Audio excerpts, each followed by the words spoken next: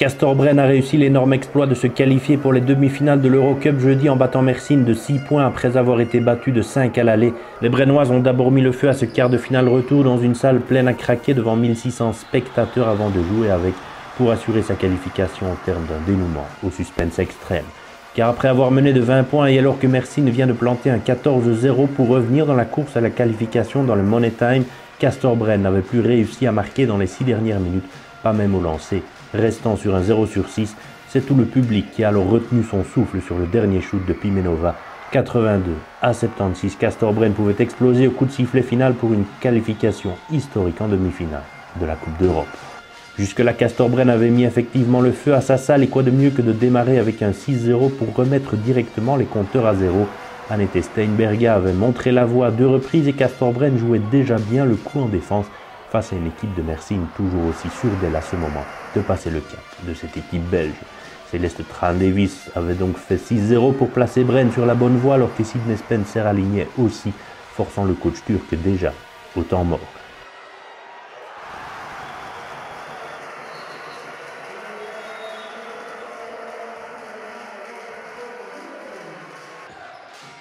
L'ajustement a eu du bon du côté de Mersin avec Olesia Malachenko qui allait faire mal à Bren. Si Céleste Tran-Davis trouvait toujours la faille, Doria Horthy et Olesia Malachenko encore avaient permis à Mersin de rentrer de plein pied dans la partie.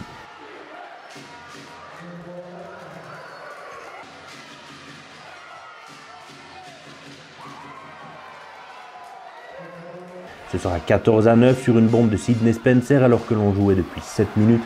Malachenko faisait toujours aussi mal et Céleste Tran-Davis prenait le meilleur le plus souvent sur Michel Snow dans son duel, parfois à distance.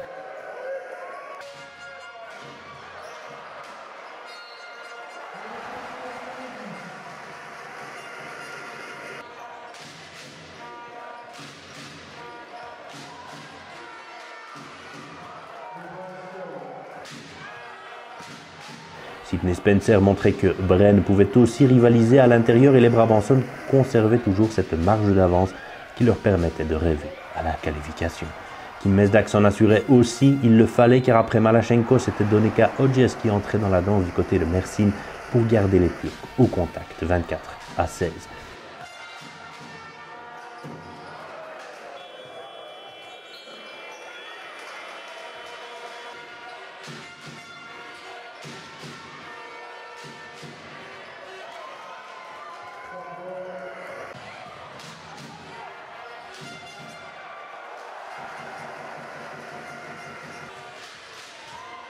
Merike Andersson sur une interception de Marjorie Carpreo, Castorbren devait donner du rythme pour déborder Mersin qui venait lui buter sur une défense toujours aussi brillamment mise en place. 31-19 puis 33-19 avec Sidney Spencer, cela devenait intéressant pour Castorbren. Donika Hodges ne l'entendait pas de cette oreille car même si les Turcs étaient toujours aussi confiantes de pouvoir déborder leurs adversaires dans le Money Time, Annette Steinberga puis Sidney Spencer et une belle combinaison à nouveau dans les rangs brennois avec à la conclusion Céleste Tran-Davis commençait à semer le doute dans leurs esprits.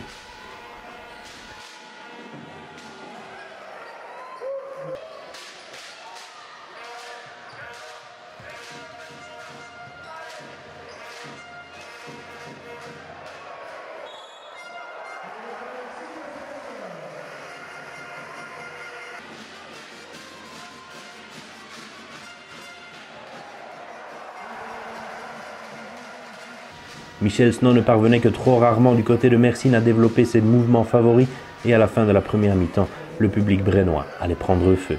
Céleste Tran-Davis avait du répondant et le coup de folie de Bren se traduisait sur le terrain par des envois à longue distance, que ce soit de Kim Mesdag, 19 points jeudi soir, que ce soit d'Annette Steinberga, auteur d'un double-double avec 20 points, 12 rebonds. Julie Allemand s'y mettait aussi en trouvant l'espace libre dans la défense de Mersin et cerise sur le gâteau Marjorie Carpreo affichait un écart de 20 points au Marquois round de buzzer 56-36 à la mi-temps.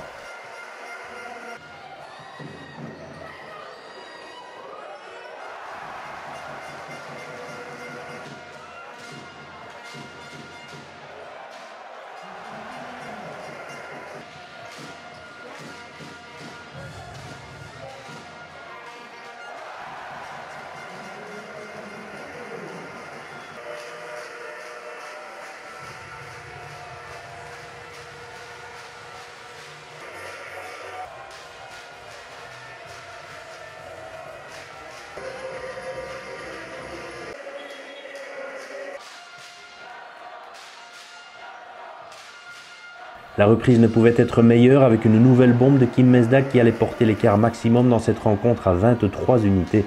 59-36, Mersin n'avait désormais plus le choix et était obligé de réagir. Hodges s'en chargeait, mais de l'autre côté, Kim Mesdag s'illustrait dans un autre registre. Einars Zvirgzdin se faisait monter au jeu pour la première fois à Narodovic dans cette partie et Kim Mesdag alignait encore à longue distance.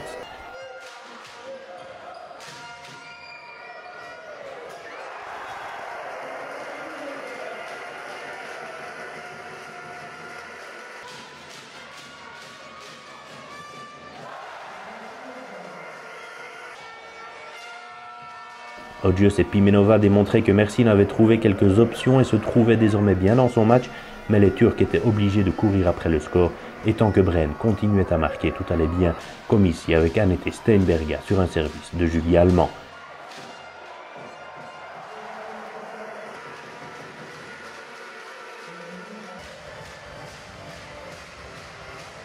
« 68-50 avec encore 14 minutes de jeu.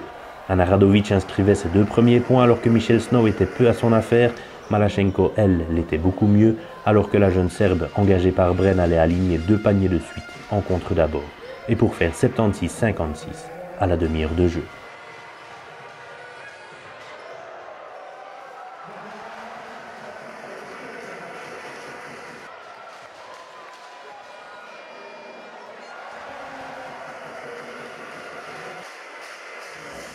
« 20 points d'écart, mais en réalité 15 sur l'ensemble des 2 matchs et le dernier quart-temps.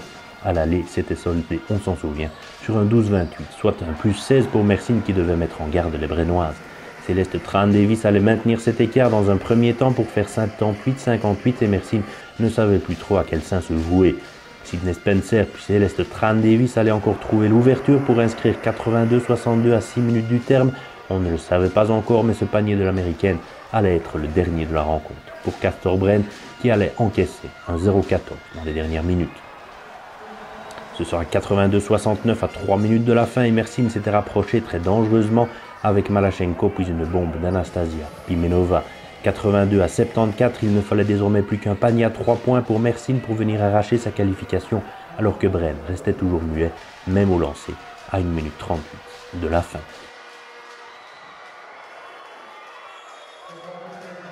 C'était parfois même franchement la panique à bord dans les rangs brennois, mais les derniers essais de Mersin n'allaient heureusement pas faire mouche. Castor Brenne allait défendre son point d'avance jusqu'à l'ultime envoi de Pimenova qui allait manquer sa cible. Peu importe ensuite ce qu'il se passait derrière, à 82-76 au coup de sifflet final, Castor Brenne arrachait de haute lutte une qualification historique pour les demi-finales de la Coupe d'Europe. Ce sera contre une autre équipe turque, Istanbul University. La fête pouvait commencer.